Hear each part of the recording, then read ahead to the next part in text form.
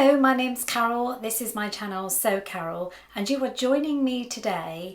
I'm not in my sewing room, I'm at the room at the bottom of the garden for the results of the second fabric choice that has come up on my fabric wheel of fate.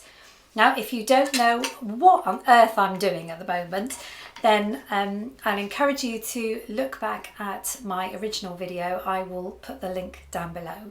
But the idea was I chose 6 fabrics that season after season, year after year, I've just been bypassing and not making up. And if you think 6 fabrics takes up quite a chunk of my sewing space.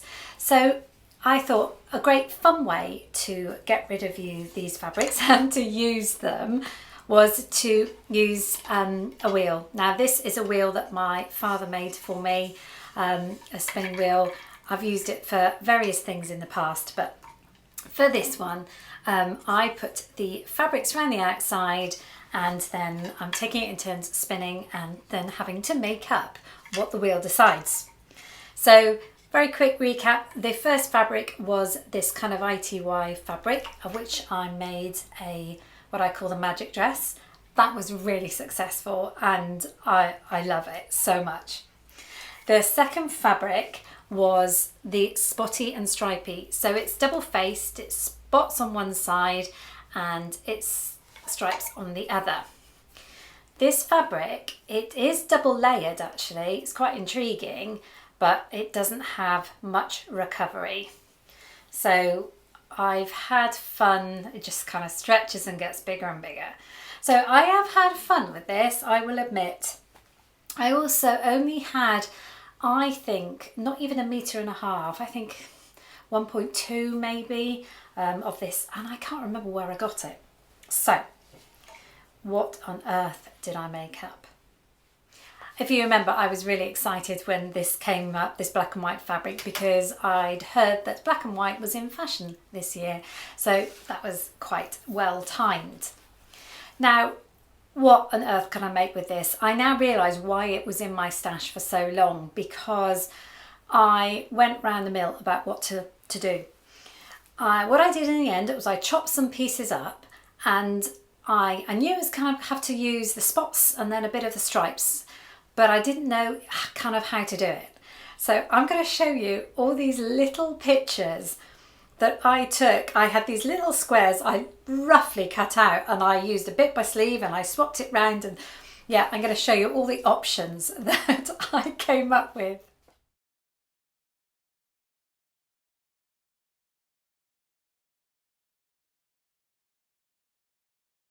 In the end, after much discussion with my husband and my daughter, just to check I was on the right wavelength with everybody, I chose to make a raglan top. I thought I'm going to keep it simple, I'm not going to make it look too patchworky, but I needed a raglan top. The only one I actually had that didn't have side seams and sleeve seams was this one, Simplicity 9240. Now I have made the hoodie before with the side pockets, not the kangaroo pockets there, but the side pockets. But I thought I could just use the basis of this and all would be well. So that's great. The only thing I said about this last time I did it was I used the same fabric to do the cuffs and the neckband, and oh my goodness, you need something with way more stretch. In fact, I think I worked it out. It's got the pick and knit rule there saying the stretch, you know, if you hold a piece of fabric up, it only has to go to there. No, don't believe that at all. You've got to have, I think I worked it out, if my maths is correct, at least 50% stretch. Let me show you what I mean. So this, for example, is obviously half the front piece because it's cut on the fold. If I fold that over like that, see it a bit better. So that's half the width at the bottom. This is the band they get you to cut out. So obviously on the fold again, but look how the shortfall, it's quite a bit. I mean, we're talking a good couple of inches. So when I made this last time and this time I was wise to it anyway. I cut much longer than this, and I think the sleeve cuffs are the same. Now the pattern does say, and had I read it, it might give me a clue, but the pattern does say to use stretchable rib knit fabric for the cuffs. So you would use some ribbing ideally, which probably has a bit more stretch, but I wouldn't have gathered that from the photo, and I certainly didn't do it the first time. But now I'm wise to it. So all I would say, this is a great pattern. It's very simple. I didn't put the pockets in this time, but just cut your pieces a bit bigger, and then obviously you can play around with it at the end, because you can chop bits off that you think is going to be too big. What you can't do is add bits back on without seams. Anyway, enough about that. So yes, I made a raglan sleeve top. I suppose you want to see it. I will try it on for you now. Here we go. First of all, I'm going to say I'm really happy with it. But I know it's boring, and I suppose that's kind of me. I'm playing it safe. I recently made something and I went a bit out of my comfort zone, and my family hated it. So I'm being very cautious now. Anyway, so what did I do? So as you can see, it's a raglan top, not much excitement there. I decided to use these spots for the arms and spots for the neckband, and couldn't decide whether spots or stripes for the bottom. I went stripes in the end. I asked Katie, my daughter, to see what she said, and she said, really, you don't want something contrasting there, because it's all you're going to do is bring focus to the waist if you had the spots there. So I went for the stripes. This fabric is very saggy, but it has made a nice top. I had to bring it up quite a bit because it was just getting lower and lower. It is very soft at the sleeves, even though I took off a good inch, are actually still long on me, but that doesn't matter because you've got the ribbed cuff, which I did in the spots. Sorry, did I say that? Ribbed cuffs. Yeah, that's not going to matter. I'm really pleased. I'm pleased with the length of it now. I like the fact it doesn't, you know, it's got an edging at the bottom. It's got a seam, but it's, you know, not tight around there. So it does kind of just drop down. It's wonderfully cozy, and I really do like it. I'm glad I didn't go to like pocket, spotty pocket, bit bob, you know. I'm very pleased with what I did, and I've used it, and that is the most amazing thing. Fabric number 2, tick, has been used, and I'm really pleased with it. So this is going to get a lot of wear, believe me. Now comes the exciting and terrifying part.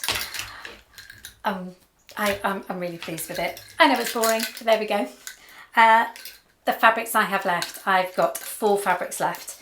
So the viscose, the flowers, the chevrons, which is, it's just an awful piece of fabric, and the small bit of flannel. So I've got 4 left. What I'm going to do when this last one gets, this next one gets taken off, I'm going to redo this so there's only 3 sections. Otherwise I could be kind of spinning and spinning. Well, we'll see, we'll see. So everybody says they now trust me, so I'm not going to put my timer on for you. You just have to take my word that I'm not going to cheat and respin if I don't like the results. But let's do that now. I'm going to have to learn to stop being so nervous when I do this. So here we go. I'm going to give it a spin. If it lands on one of those, I'll just spin again. So we'll see how it goes. Here we go. Oh, yeah, spin again. The flannel is the result. Okay, I don't know how I feel about the result for this one. It's a lovely soft piece of flannel, but it's quite narrow. Yeah, no, it's okay. No, it's decent then, but it's only a metre. So that means I could get shorts out of it for myself, definitely. Anybody else? No. but to be honest, it's not girly enough fabric for me. I don't know. Oh, it's quite nice though. I don't know. So this is why it's been in my stash for so long. But now I'm going to have to think about what to make with it.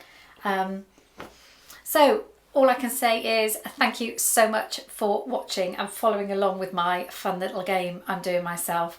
If you like the idea, just do something simple yourself. All you'd have to do is kind of just cut some squares of some fabric that you've got, choose some fabrics, put them in an envelope or a bag and do like a lucky dip and make yourself the one that you pick out be the next one you use, or of course get someone else to pick it out, because we're all quite savvy on how fabrics feel, aren't we?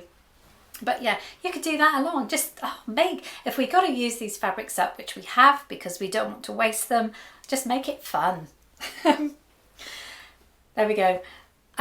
Join me again in a couple of weeks when I will be showing the results of what I made from this. Right now I have absolutely no idea, just like when I got this one, so we shall see.